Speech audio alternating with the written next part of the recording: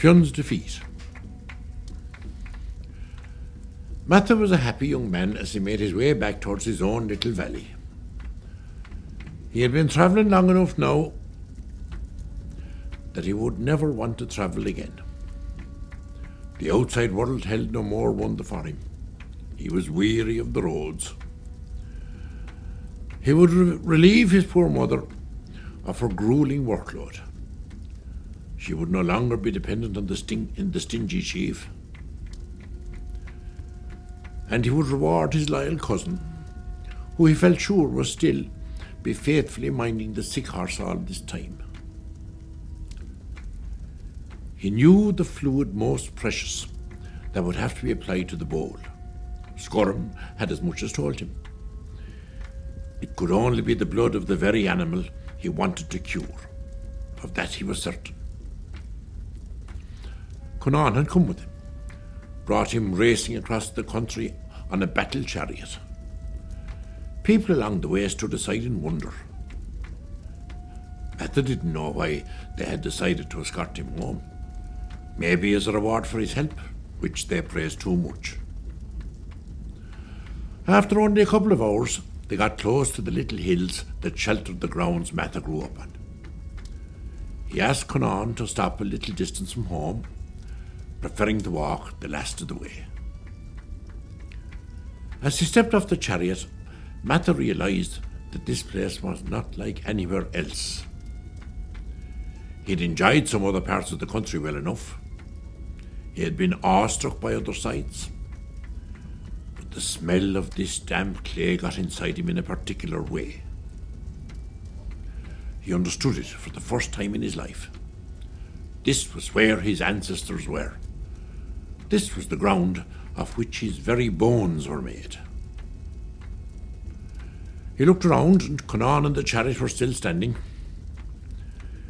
"We'll see you again soon, Garsoon," said Conan with a strange laugh. "Only if your travels take you this way," responded Matha. "This is my life you see before you. Once I'm settled back in this peaceful place, not even death will get me out of it." Conan shook his head and laughed aloud, but said nothing more as his stout grey stallion pulled off. Matha went to the brow of the hill behind his mother's cabin, wishing to stand looking down on it, on the chief's camp, and on all of the little fields that he would soon have back from his neighbour once he had his horse restored to health. But as he got over the top of the hill, a great confusion ran through him. Beneath him was a different valley, not familiar at all. He couldn't think that he had made a mistake. He was standing right next to the pile of stones that marked the burial place of an ancestor on his mother's side. But nothing below was recognisable. There were homesteads there right enough. There was productive ground and similar kinds of black cattle and white goats grazing the slopes. But none of it was the same. His head started aching. He went down the hill and called into the biggest farmstead. He got a mannerly reception. He asked him where he might find the resident of Pegin's own Fla Rian. He explained that his mother worked there. They were very sorry. They had never heard of a Rian clan in these parts. Matha thought they were up to some kind of trickery, but he didn't say so outright. "Clearly, you people are only recently here," he said. You will not think it rude if I move on now to find some of the people who have been here longer." They called the oldest man of their clan. He was thought to be 150 years old. He told Matha he had never left this valley in all those years.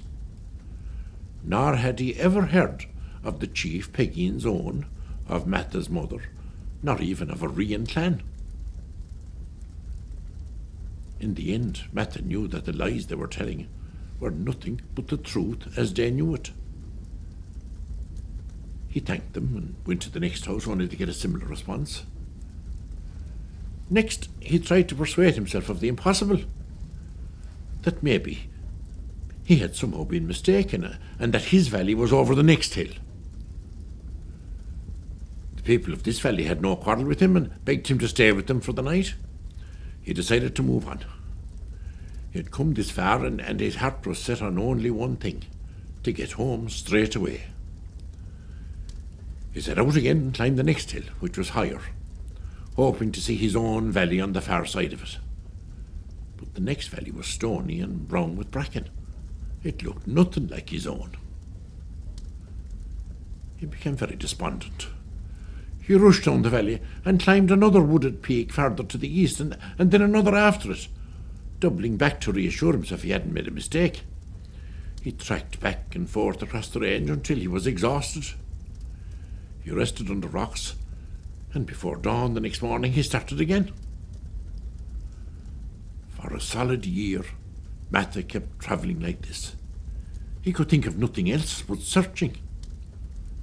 In truth, matters inside his head were becoming unfirm. His feeling was that his soul, and all that made him up, was starting to leak from him, like the disappeared valley of his birth. One day he heard himself talking, to nobody at all, as was becoming his habit. "The thing I wonder," he addressed a sprig of sedge that he was about to eat, the thing I wonder most about is whether I am still alive on this earth at all. Do I have an existence here, or am I now part of another world? I don't remember dying. But maybe that's the best way." His words shocked him. He needed to stop before every bit of sense had been drained out of him. What good would he be then? Even if he did eventually find his people, he would be of no more use to them than the poor feeble horse. He had to get away and to regain his senses, if he was to have any hope of finding a solution to the puzzle he had been snared in all this time. He hit out on the track he knew now well, the one heading northeast. He hadn't gone very far when he met a young woman. She was a large, muscular lady with a great square jaw. She had a sack and she was scrutinising the sides of the carriageway for dried sticks and likely pieces of firewood to put in it. She was muttering and seemed not too happy about her task. Nevertheless, he wished a blessing on her and on the road before her as he passed. He was right about her mood. She turned to him and said, "And the curse of the 7 deadly crows on you and all belonging to you. Why don't you mind your own business, you great big torment?" Matha thought little enough of this as he had other things on his mind. However, he hadn't gone a whole lot further when he heard a fuss behind him. He turned to see a rather pompous parade of horses and men in colourful robes and flags. He knew enough by now to realise this wasn't King Cormac, who was more likely to be walking alone and without finery, muttering rhymes to himself and clutching his white-bladed spear in one hand and his precious tatty boran skin in the other. Even from the distance, Matha thought he could see or sense something else lurking within the central man. He thought it best to hide himself out of the view of this lurking thing. He moved into the alders that were to his side. Unfortunately for her, the woman he had just met didn't appear to have the same cautious nature. She stood out in the middle of the track with no intention of budging. He moved up through the bushes at the side so as to have a better view of the goings-on. The party stopped. The central man was wearing a long, shiny purple robe. He was a small, ugly man with the pinched face of a low lout, a budach. But he had some kind of a crown on his head, and the armed men alongside him were fanning him with branches of a chestnut tree. He descended from his trimmed black horse and stepped up to the sullen woman. She was much taller than him.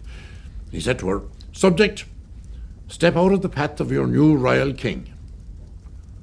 Dark almost fell with fright. "I was on the road before you, and I'll be on it after you," she said. "You little dog's vomit." The little man reddened, but responded in a calm voice.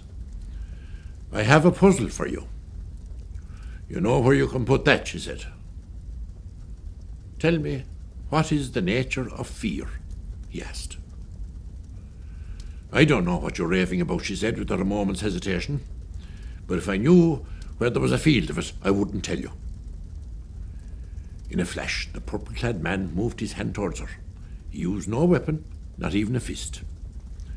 He used his hand like a paw, striking her only with the palm. But with that one strike, he turned her head inside out. He then got back on his horse, and the party rode round her as she lay on the path. As he passed, he looked down at her and said, "That's fear for you." That was how Matha became aware of a new force at work in his country. He had seen and heard something unnatural inside that little man. He wasn't quite sure why he had been able to see it, but he was fairly sure that this was something that Micheál and Cormac would like to know about. He went to the woman to see if he could help her. Somehow or other she was still swearing from the back of her head. Very little fear in her after all. So he had to leave her there, as he had enough misfortune without having to carry more curses on his shoulders. He called in at the nearby settlement to inform them that they would be a while waiting for their sticks, as the woman was on the boreen in some uncertainty about whether to go backwards or forwards. The woman's father was a madman who chased him with a stick, saying, "What class of a man do you call yourself, deserting a sweet young girl after you got her in trouble on the road?" Matha resumed his journey, but with more haste. On this occasion, he again met the little charioteer. Again, the goat came up on him so fast and soundless that he had no warning of the lady's approach. The thin-faced woman, who had previously advised him of the exact location of Micheál's stronghold, again spoke to him without greeting. "You're going to Tara again?" Again, Matha greeted her politely and was rewarded with useful information. She said sternly, "On this occasion, too, there would be no point in you going there." "Micheál is at home again?" "Well, I can just as well go and warn Cormac then." "Cormac is not there either," said the woman. "Bad times have descended on Tara some 6 months past. Cormac has been banished, Micheál has been defeated, and is sitting in his bed feeling sore for himself. There is a new king, and things are very bad in the country." A small man in purple robes and a sheep stealer's face. "That's him. How did you know?" "I saw him away back on this road not a few hours ago," said Matha. "Well, that's not possible, son. He never leaves the castle for fear of being attacked. He knows he is not very popular." Matha didn't argue with the woman. "Well, I noticed something peculiar about the purple-robed impostor, but the warning I had for Cormac is obviously too late then." He said, "Maybe I should go and talk to Micheál anyway." "You should. There is no doubt about that." Matha took the same detour as before, cutting across to the east and headed for the mountain fortress. This time the guards remembered him. He was taken straight to Micheál's cabin. There he was shocked to find that what the woman said was true. Micheál was barely sitting up on a straw mattress. But it was hardly laziness or self-pity that kept him there, as the lady had implied. After the welcomes, which were very subdued this time, Matha again told how he had been directed here. "Wait," said Conan, who was also present. "That woman that you talked to, was the fur stole brown and grey?" "It was." "And had she a rather sharp face, one you wouldn't wish to see in a cold morning?" "I suppose." "Who is she, and what does it matter anyway, whoever she is? Is it not more important for you to know of the reason I came?" "Only important," interrupted bald-headed old warrior Gaul MacMorna, who had been sitting next to Micheál's subdued hearth, "to explain to us who you really are." He was now standing and approaching Matha with his hand on his sword and no kindness in his face. "What do you mean?" said Matha, terrified. "You all know who I am." "That's enough, Gowl," intervened Micheál, calling Matha to his bedside. He spoke in a whisper. "The thing is this, Matha. The person you talk to does not appear to most people in human form. She is a weasel.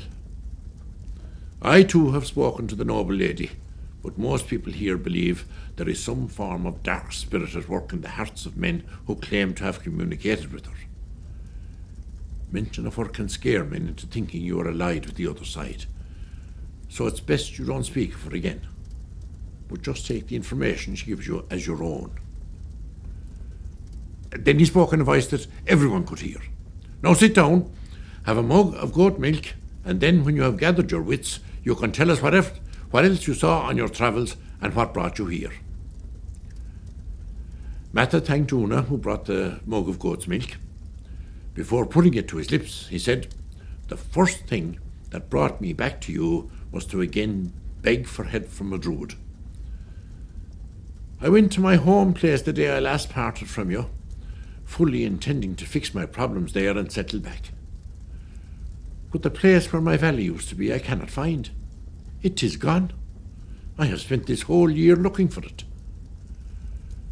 Then I decided that before I lost what remained of my sanity and condemned myself to forever be known as a poor, demented hill tramp, I would come back to you and see if there was advice you could give." "You had better drink the milk and have a feed of cake as well," said Dermot, another of Micheál's closest, "because that kind of problem you describe, even to me, who doesn't know much about enchantment, sounds like a serious gesh has been put upon your head. A gesh that can make a person walk forever, never able to stay in one place, never able to return to his home. If there is help to be had from the druids, they will certainly make a rigmarole and a series of riddles of telling you what it is, and it will probably take you a deal of time and patience to work through it. That's just the way these priests dish out their penances." "What was the other thing you thought we might need to know?" asked Micheál. "It was that I saw this man, who I am told is the new king, on the road not far from Mount Lion today." "Now we know he's a lying impostor," shouted Gowl, standing up again and this time pulling out his sword. Just as swiftly Conan jumped in between Matha and Gowl, saying, "Put that knife away before I bury it in you." "I already know," Matha said. I already know that you think it impossible for me to have seen him so far from Tara. I already know that he never travels out for fear of the people he rules so cruelly. But I have no time for lies. I have no explanation. I am just telling you what I did see. I saw a fussy little man in grand robes with a crown on his head and several soldiers around him. And I observed that although he looked as weak as a lamb, he struck out with the speed of a cat and the strength of a bull, turning a poor woman's head inside out with one touch." "Well, Gowl," Conan laughed loud, "don't you think you might want to withdraw your accusations of lying?"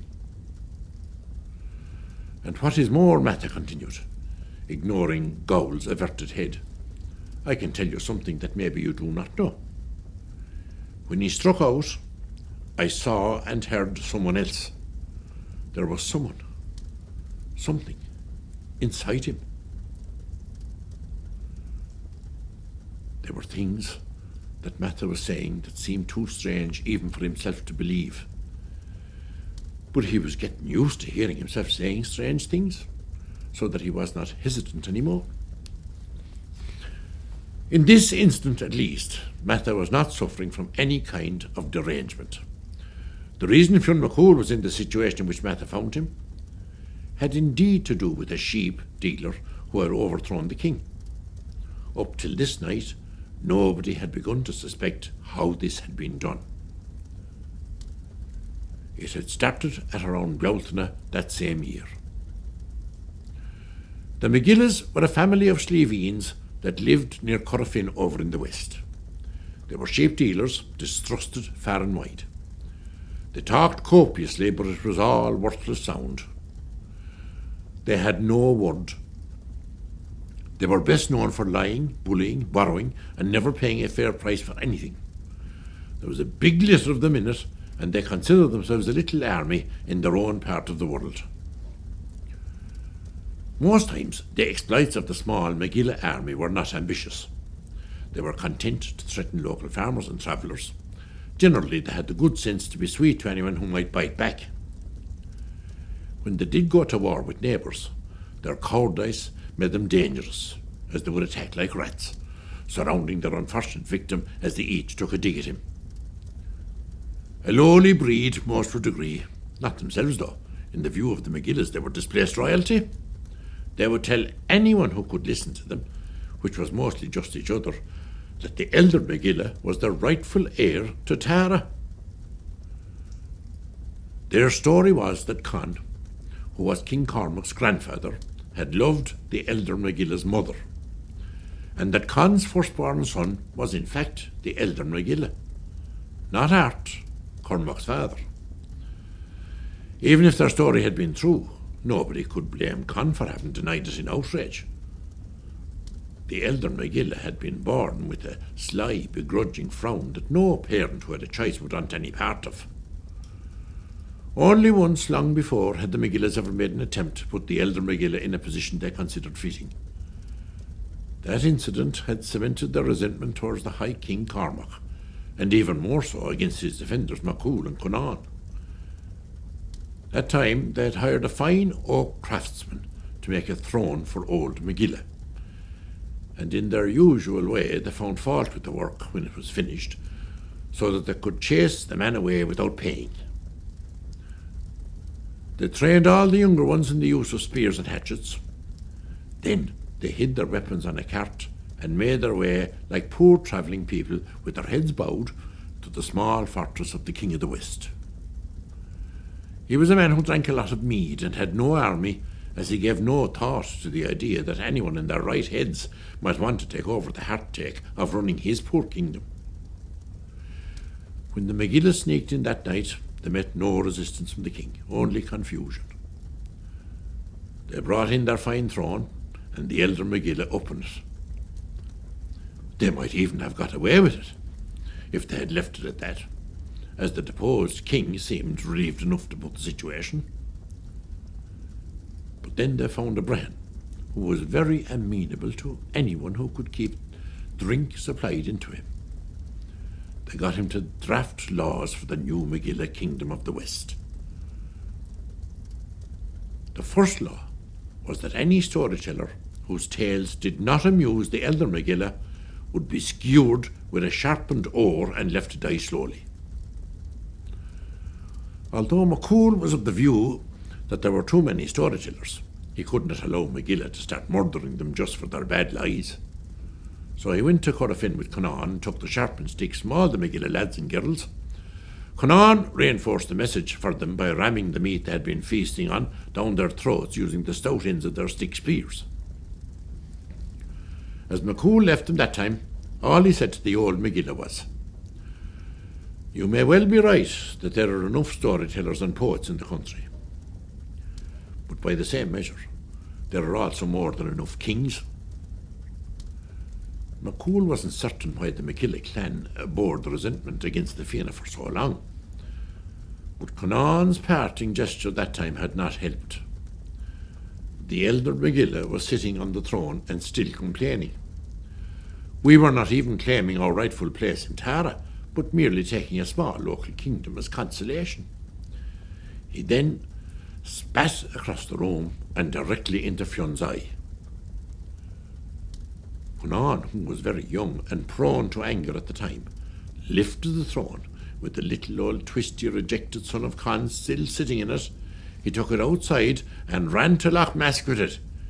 He didn't throw it to the very centre of the lake, but close enough. The little man had a good chance to cool down as he floated and spluttered his way back to the shore. The great cheer from local people who had gathered only added to the insult that festered into dangerous bitterness in the royal family of Corofin for years to come. creating fertile ground for the events that Matha had recently witnessed.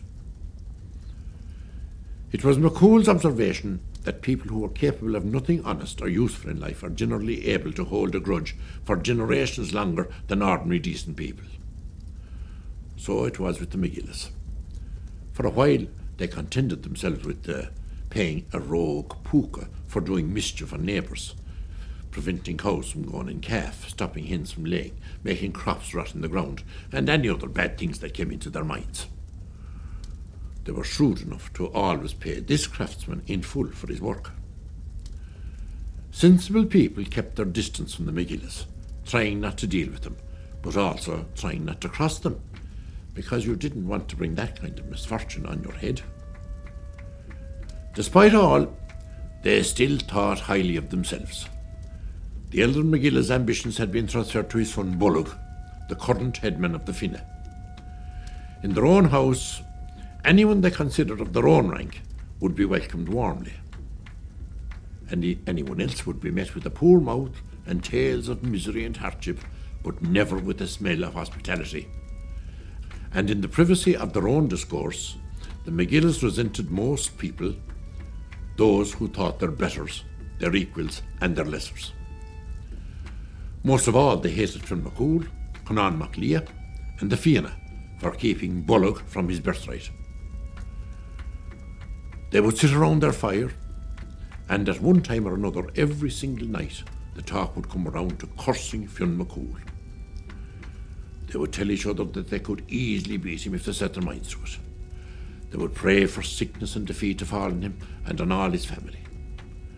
But when any outsider was near, they would pretend that the old thing with the throne was long behind them, and that they were the most loyal supporters of Cormac and his men. Micheál had known of some of this festering ill will, because the larks and wrens would carry stories to him, but he didn't pay attention. The Micheáls weren't the only ones in the world who didn't like him, and generally his policy was to let such people be. Let them think their think, because he was busy enough thinking his own. Then one night, a large, restless cat was prowling the Corofin countryside, full of discontent. She was in the habit on dark nights of coming up from the sea, where she lived nearly full-time now. She rustled through the trees in front of the Micheál household. She stopped when she heard the talk. They didn't see her large green eyes at the window, and they carried on with their usual conversation. What she heard interested her greatly. It made the slits in her eyes dilate and her heart race with excitement. As it happened, this cat was also not burdened with fondness for Fionn Micheál. She hadn't always been a cat, but had been condemned to stay in that farm for the rest of her days after coming out the worse in an altercation with Micheál. She had initially crept down a well in search for a bit of her tail Micheál had dropped in there. She needed to be whole if she was ever to come back to the human form she preferred. Although she hadn't found the tail, she had overcome her fear of water. From then on, she had taken to hunting in the sea, where she liked the variety of food available to her. Feeding on oysters and salmon from around the river mouths of Erin, she started to grow beyond the bounds of a normal cat. So large did she eventually grow that fishermen who spotted the arch of her white back breaking the surface thought there was a large wave heading their way. Those who saw her head emerging from the water beat their way back to shore faster than they knew they could, and never ever went to sea again. She came to the door of the Micheál cabin and knocked softly, not wishing to scare these people into breaking out through the window, climbing up the chimney, as often happened when she called on a house unannounced. "Hold up, there's someone at the door," said Dinny Micheál. They all suddenly started talking and laughing loudly about a hurling match, as if that's what they had been talking about all along. "Who's there?" said Bolg Micheál sweetly. Bolg was a cannier leader of the clan than the elder Micheál had ever been. He kept a keen eye on his health. "A friend," said the sea cat. Dinny, who wasn't the brightest of them, opened the door a crack and said, It's only some silver-haired old one." Bolg came and talked through the door. What do you want here, you scrawny old sack? Get away from this place. We have barely enough food for ourselves, and we don't have sympathy with careless old people here. We keep our dogs hungry, and we'll set them on you. Normally, the mouth that aims such words at my person would already be crying in pain, said the sea cat. But I will let it pass, as I am excited to hear that I finally found other people who think the same as me about Micheál, bad sis on him, and all belong to him. Oh, said Bullock, opening the door wider. And how would that be? I think he's a blister on this backside of this country, a plague that has got out of hand, a scourge on people who just want to get on with their business the best way they can. The Micheál mother, immediately recognising that the stranger was no ordinary beggar woman, rushed up to open the door, saying 1,000 apologies, come inside out of the cold and share our humble drink and food. There was a period of silence when the cat, as tall as the doorway, padded in. As a reward for mistaking the large, lithe beast for an old woman, Dinny got a savage blow of a stool in the back of his head from his elder brother. The fine animal took no notice. She was not interested in their surprise or their quarrels. She walked over to the fire and sat down. Well, the demons between us and all harm, said the mother. But what on earth is happening? Stop your wailing, woman, said the cat impatiently. Micheál was shrewder than the rest. Recognising that there was nothing to be done about the cat's presence, since none of them had the courage to take a knife to her, he said, Welcome to our home, good lady.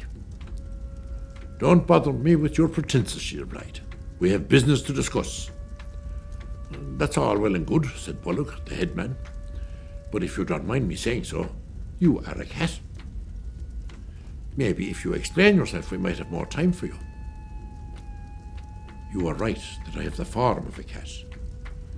And you will have scrobs the depth of the Shannon River across your face if you want to discuss that subject further.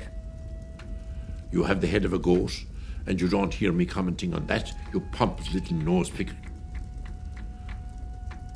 I have no interest in explaining myself to the likes of you.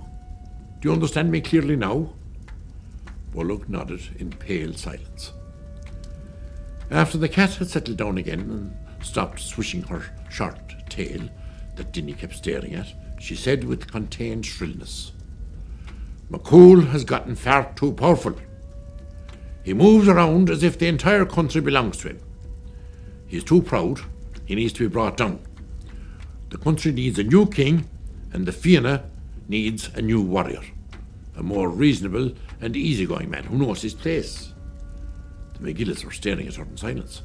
They had never heard any person or cat openly express such sedition outside of themselves.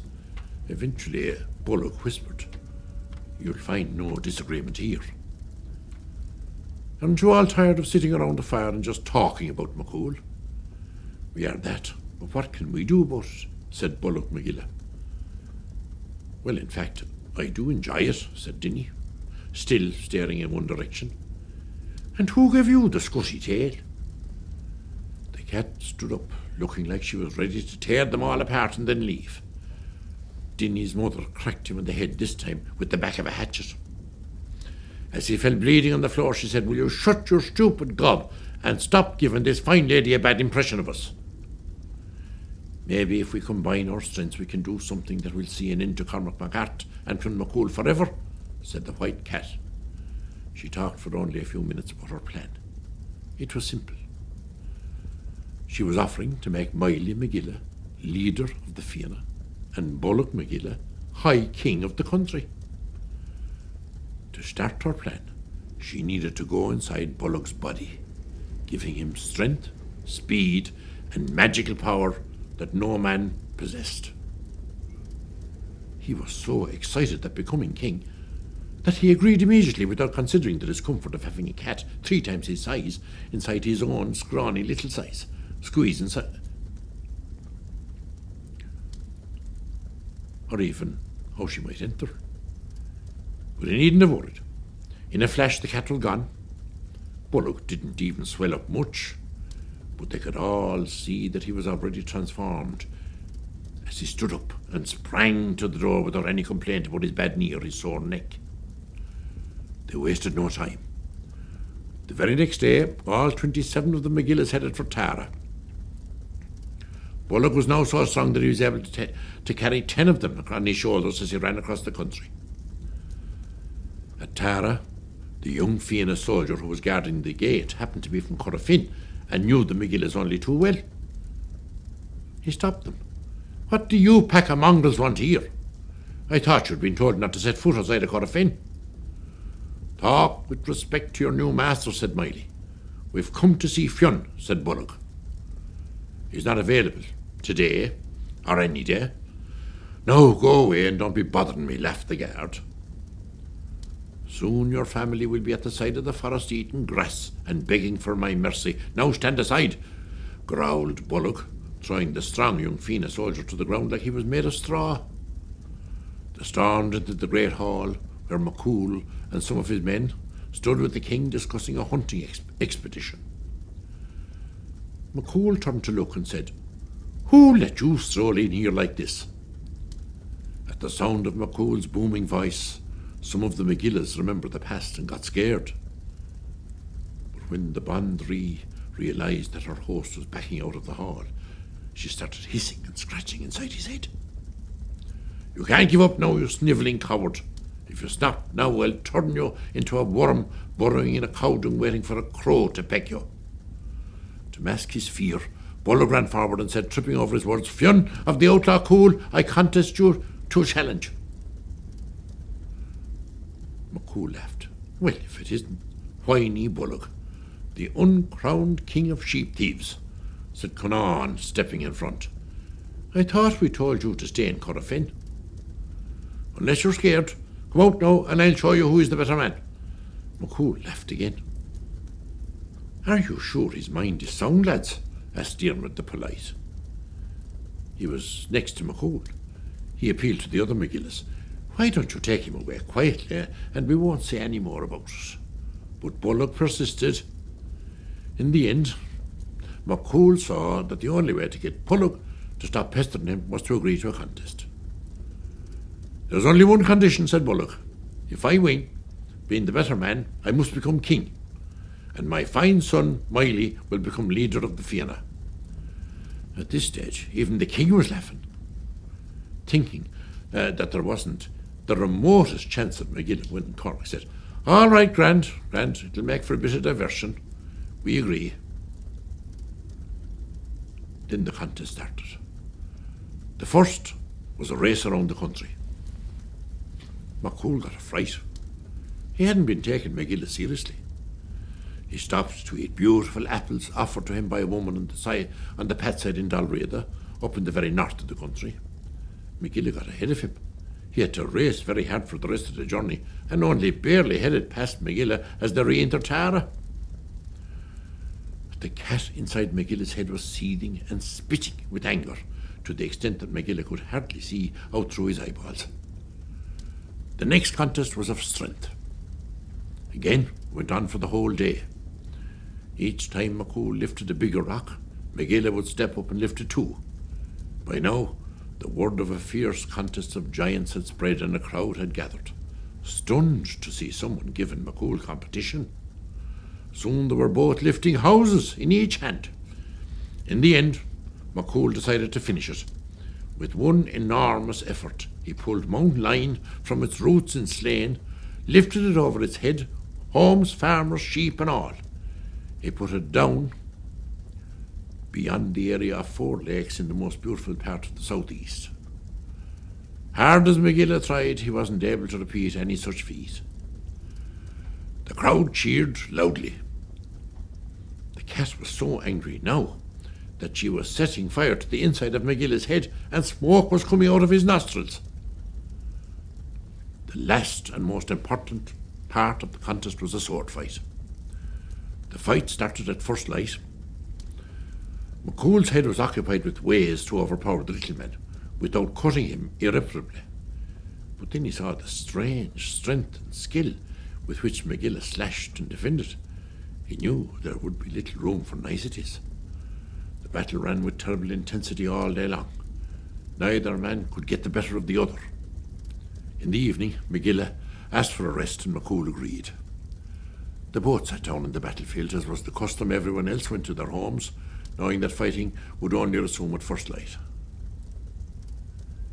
When they had all gone, Micheál tried to speak to Micheál to see if there was any way he could talk sense to him and avoid the blood that would surely be spilt the next day. But Micheál looked at him without even uttering a response. At about midnight, a shadow came across the moon. Micheál looked up, and for a second he imagined he saw his father's spirit moving through the sky, come to help him. Then in the dark he saw Micheál standing over him, and he saw a glint as Micheál's sword sliced through the air towards his head. Micheál managed to roll aside, and with the dagger that was always near to his hand, sliced into Micheál's side. Micheál's sword lodged in the ground and he fell down. It looked like a very bad wound.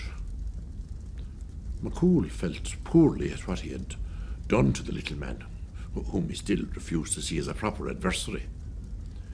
He whispered to Micheál to try to hang on while he went to the Tara, to call the Tara healers to see if they could save him.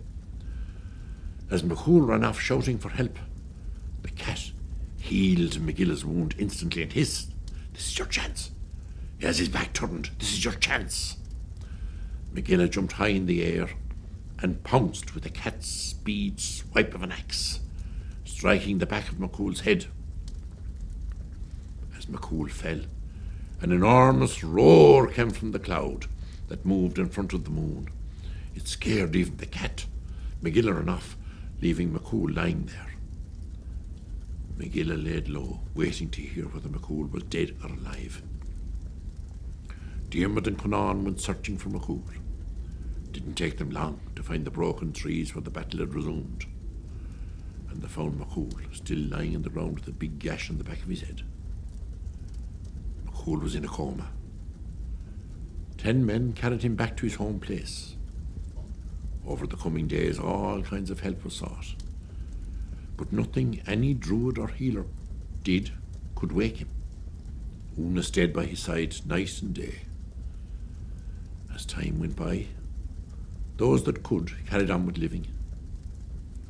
One day, Micheál went to the king. "What do you want here, you lowly dog?" said Cormac. "I've come to claim my dues." "You can get over your belly aching about Micheál. He was defeated by the much better man. If he recovers, I might consider letting him work on my farm. But now it's time to remember we had an agreement. I must now have your seat, and my boy Micheál must be head of the Fianna."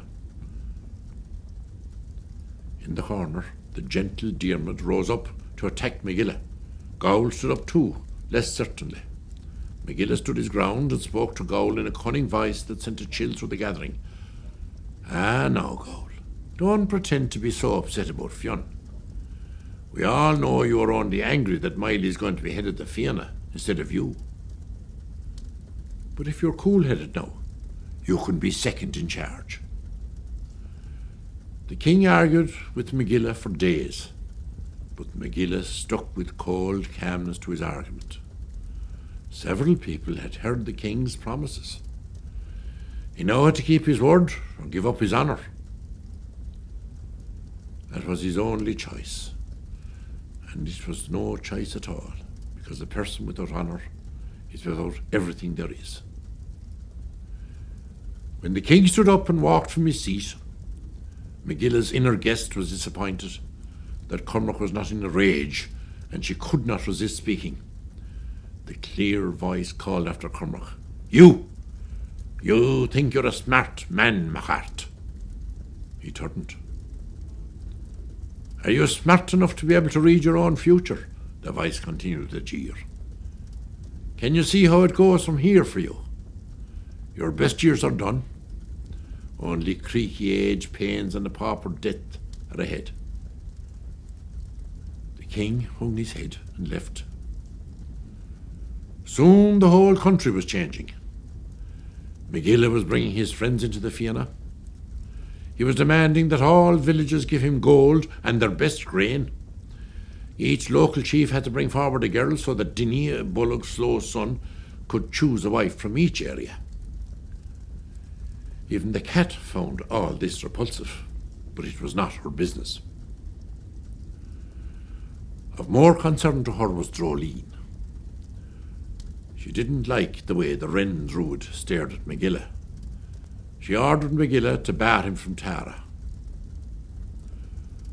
Bullock brought the ancient Micheála's friendly Brehon Guaire and put him in charge of all areas within a day's trot of Tara, overruling the existing wise men of Brega, Meada and Line. The Brehon Guaire, dull and learned as he was not above vengeance. His very first ruling was against the poet Fionn. He decreed that Fionn had committed the major offence of ridiculing other men in a song. No more details than that. He couldn't bear to even mention the name of the song, because, of course, it was himself and the elder Micheálas who had been the subject of the song. He didn't even give Fionn a chance to defend himself, a thing that even the least learned men in the field knew was a basic right in Brehon law. Fionn was barred from attending any of the festivals or from reciting any verse in public. This was a harsh punishment for a person who had been more esteemed than a king and hosted generously every place he visited. People started saying, "Well, there is nothing to be done about it. Micheál won the contest. Now we just have to get used to him." The Fianna divided. Some had left with Conan, others took the lead from Gowl and Diarmid, who told them they were duty-bound to obey Micheál, much as they might dislike it. Fionn had started to come round, but nobody was sure whether that was a good thing, because the things he saw so tormented him. The contents of his head seemed to be still in working order. He was setting up and getting some ability to talk. In the evenings, Diarmid was coming back to McCool's camp to bring news of what Micheál was doing. Gowl sometimes also came, but was never willing to say anything against Micheál. It was on one such evening that Matha arrived. Matha's claims to have seen something else inside of Bullock Micheál had struck silence on them all. Even those who were working at Tara by day and seeing the little man very regularly had not observed anything of what Matha was describing. McCool got Matha to repeat exactly what he had seen, but he couldn't explain it much better than he had already done. He had seen a flash. The voice was maybe female, but he wasn't sure it was human. The face seemed ferocious, he said, and I know you're really going to think I'm mad for saying this, but it almost looked like, well, like an enormous white cat. "Aha," said McCool. He was prepared to guess now who he was dealing with, as was Droleen. He had been sitting in the window and now changed back from lark to old man. He was keeping out of sight as much as possible because his banishment from Tara had been followed by an order that he be tracked down and burned for wishing bad on the new King of Ireland. "Indeed," Droleen said. "I too sensed there was something inside him. But she probably knew I would have remembered her, and so was careful not to lash out in my presence." "When were you planning to tell us that?" said Conan, tactlessly laughing at Droleen. Matha thought that the look Droleen gave him wasn't entirely warm. They sat until morning discussing various ideas about how to tackle the situation. She was obviously a great deal more powerful now, from her time in the ocean, than the malicious little white cat they had last seen. It would have been dangerous for McCool in his still weakened state to challenge Micheál again, while she was putting sinews in his arms and springing his little legs. After all, he had only barely beaten him in full health. In the early hours, Conan hit on an idea. "I have a friend who might be able to help." "Is that the friend who you sneak off to visit whenever you're near the Black Mountains?" asked Gowl, who had not approved of this friendship since Conan had first told him about him. The very one, said Conan, ignoring Gowl's shaking head. Quinine is her name, and she has very little time for white cats. The same one who calls herself a healing woman, but who nobody ever heard of healing anyone, asked Gowl unpleasantly. She might not be willing to heal all that's wrong with you, said Conan, but she would be more than willing to help Fionn Micheál. What more do you want? At what price would we involve this woman of yours, said Gowl. We're not in a position to be particular, said Droleen, intervening just in time before Conan got up to hit Gowl. Conan, kindly tell your friend that her help would be much appreciated. Conan and Quinine, indeed, Gowl grumbled away under his breath. Which one is the rabbit? And nice, how are you? Man has not a thread of decency or culture in his body hanging around in the company of a person like that. In less than 2 hours, Conan was back. He introduced Quinine. A rabbit was not the animal any observer would have compared her with. The woman, though reputed to be ancient, had the tall, straight stature of a 20-year-old beneath long ropes of grey hair. She had the shape of a smile permanently on her mouth. Her complexion was unnaturally creamy, with no colour in her cheeks. She raised one eyebrow and grinned at Matha, sending a shiver down his back. She has all the appearance of a wolf mother, said Gowl quietly to Droleen. Well, I'll only say this. I'd rather have her on our side, responded Droleen. On this occasion she is, said Gowl uneasily. But remember, when you lie down with dogs, you wake up with fleas. Be mannerly now. I'm not asking questions, said Droleen, looking very sharply into Gowl's eyes. We all know what we want out of this, I assume. That quietened Gowl. Everyone knew he was enjoying his new position, leading the Fionn for Micheál. The whole group walked on towards Tara, more slowly now. Quinine had sensed Gowl's discomfort. Clearly a like for the sport of baiting was one of the things that she and Conan had in common. She latched onto Gowl. She kept asking him questions about why he didn't have a wife, how many cows he had, what colour eggs his hens laid and such. She would refuse to move further until the others made him respond, and then she would laugh hysterically at the answers. When they got close, they set up camp. Quinine pulled 2 huge pots seemingly from the air. She got to work in one pot. She was making a potion to try on Micheál, who was having to be supported by other men as he stumbled along. In it she put nettles, woodlice, dock leaves, elderberries, and some powders that she took from her shawl. In the other pot, she was making a potion to drive the cat from Micheál.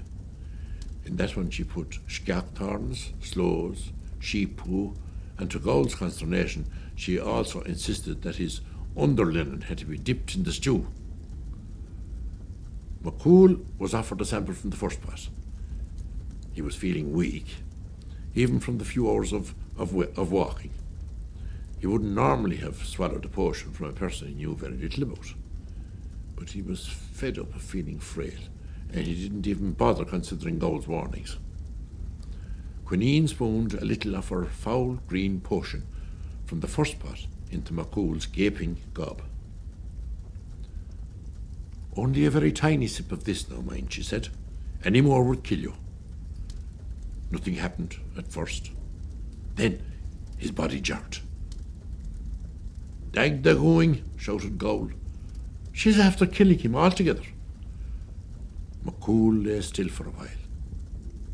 Then the herald woman said, Here, to hell with us all.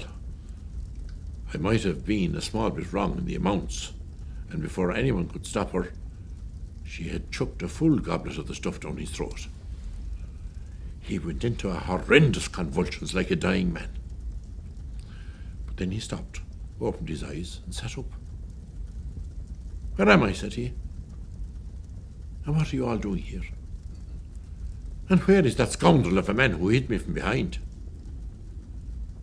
cheer went up from that small gathering. Diarmid hugged Fionn. "Get off me, you harmless Ullayan," said Micheál. When they had reminded Micheál of the details, all headed for Tara. They were trying to think of how to get Bolg Magilla to take Quineen's other potion. Now, the best way to get anyone to do something for you is to take their strongest trait and work it against them. In Magilla's case, I would imagine that's begrudgery, said Micheál, looking at Gaul. They sent Hanrahan, Diarmid's most dependable commander, ahead of them to the castle. Hanrahan wouldn't raise suspicions. He was from Corofin, and Micheál, who had no understanding of what loyalty was made of, assumed that anybody from the west would automatically be loyal to him rather than to the East Coast old-timers, as he called Conan and the Fionn supporters. Hanrahan talked to other members of the Fianna Guards there and told them the good news about Micheál, but he warned them not to let Micheál know yet. Then Quineen went knocking on the castle door. One of the guards took her into the great hall. Micheál was now quite a bit plumper, and his face was as purple as his gown from eating and drinking too much. He was sitting on the king's throne, eating a side of red deer. He always forced the real king to sit at a smaller side table to witness him. "What rudeness is this?" Bolg Magilla roared when Quineen was brought in. "It's just a simple young woman with a health drink she wants to offer to the king and to the Fianna," said Hanrahan. "I found her on the road back from Corofin. She says it will give the men great strength and happiness." "May dag the Scalter, and may you die bawling like a jackass, Hanrahan. I already have great strength. Get her out," yelled Magilla. "Oh, I don't know. I know, sir, I know. You don't need it. But I thought the men could use it so that they can serve you better." Without waiting, he brought a cup across to one of the guards, who pretended to drink it. After putting the cup to his mouth, the athletic guard jumped high and shouted that he felt stronger than a giant. Another guard did the same and said he could feel his intelligence growing sharper than that of the wisest person on earth. "Stop!" Magilla shouted. "All right," says Hanrahan. "I'll take her away then." "No," said Magilla. "Bring her stuff here." "But the other men need to get some," said Hanrahan. "Your own son Micheál may need quite a few swallows of it." "You yourself are strong and wise enough already." "Bring it here," screamed Bolg. "I want it all." Hanrahan brought the bucket of potion to Magilla, saying, "Whatever you command, your honour." The cat inside Magilla looked at Quineen, grinning straight at her through Magilla's eyes. Suddenly, she realised who it was. The woman from the Black Mountains, who was legendary among conjurers and potion makers. She realised that the whole thing was a trick. She screamed inside Magilla's head, "Stop, stop, it's treachery! They're going to poison us!" But the power of Magilla's reed was even greater than that of the sea cat inside him. He said, "Quiet, Killahara! You're only worried that this stuff will make me so strong and smart that I won't need you anymore." "Who are you talking to, your worthiness?" said Hanrahan, looking all round with a mocking innocence that the others feared would warn Magilla. "Shut up and give me that stuff," said Magilla, grabbing the bucket. He threw back his head and opened his dark purple lips. He didn't give his nose or his tongue a chance to express any opinions. He was so eager to ensure nobody else got a drop that he just poured the whole bucketful of potion back down his neck like it was heavenly honey. The doors opened, and in walked Diarmid and Conan, followed by Micheál. Whether it was the shock of seeing Micheál or the power of the potion, Magilla keeled over, and the sea cat crawled out of his distended mouth and lay on the floor. At first, people were horrified at the sight. It was like Magilla was giving birth to an enormous, slimy animal, many times bigger than himself. Soon it became clear that Magilla had returned to his old and useless self. Not realising that his powers were gone, he stood up and tried to swing his sword at Micheál, but he fell over with the weight of it. The cat, too, soon discovered that the potion had stripped her of all her powers. Quineen's legend as a potion maker was clearly well deserved. Someone at the back of the assembly started singing a cant that hadn't been heard for a long time. Praise to Micheál of the noticeable nose, most honourable sprout of Con. Silence descended as the old scraggy man was recognised only by the mad screech of his voice. It was Fionn, the banished bard. And the older people joined in as he continued the bad verses that had got him banned. May Dagda protect Bullock of the dainty bones, rightful heir to the throne. Rise the road, rise to meet the little feet that carry around Bullock to lead. Bridget preserved the small head, filled with wisdom of all thieving and deceit. The kind people of Delbna offered him to cold mask. She considered the gift and then gave him right back. Remember too, Brehan, Goira of reason unsound. A comfortable man sooner jumped over than walked around. Good gods, may Goira and his new wisdoms be preserved like a log, submerged in the black water of Caltra bog. Micheál and his man Goira were already scurrying out the side, and nobody bothered to stop them. Worse humiliation was to come for the cat. Micheál banished the Micheáls to go back to their hovel in Corofin, and he committed her to spend the rest of her life as a servant to the Micheáls. He gave her back the missing section of her tail, the thing she had searched for in the well for 7 years. He told her that he had kept it all along in case he should ever hear of her reforming. Now it was no good to her. The last act of magic she would ever perform was to turn back into the peculiar scrap of a creature she had been long ago. As a human, she had a yellow face and front teeth that reached the ground. She hadn't lost her tongue, though. She screamed with rage. These are the dirtiest, meanest, stupidest and laziest family that I have ever had the misfortune to meet. Please kill me instead. No, keep her away from us, shouted Dinny Micheál, appealing to Cormac. She stinks and rings and brings gloom and malice wherever she goes. We don't want her. It's Fionn's choice, and consider yourselves lucky that you are not all dead now for your treachery. Besides, I do agree that you've earned each other's company, said Cormac. Then he swung his sword around clumsily and shouted, Now get out of my sight, and if I ever hear the name Micheál again, I'll come down to Corofin and wipe you all out with my bare hands. Conan escorted his lady back to the mountains, where he continued to visit her as often as he felt like. She took an interest in rearing unusual fowl. She would often send multicoloured eggs back with Conan as a gift of great annoyance for Gaul. Of course, she never aged, and may well still be living there in those dark brown hills to this day.